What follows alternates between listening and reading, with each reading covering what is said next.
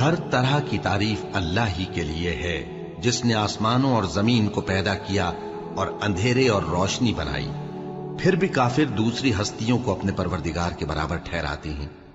وہی تو ہے جس نے تم کو مٹی سے پیدا کیا، پھر مرنے کا ایک وقت مقرر کر دیا اور ایک مدت اس کے ہاں اور مقرر ہے، پھر بھی تمہیں کافروں اس بارے میں شک کرتے ہو۔ اور آسمان اور زمین میں وہی اللہ تو ہے، وہ تمہاری پوشیدہ اور ظاہر سب باتیں جانتا ہے، اور تم جو کام کرتے ہو وہ سب سے واقف ہے۔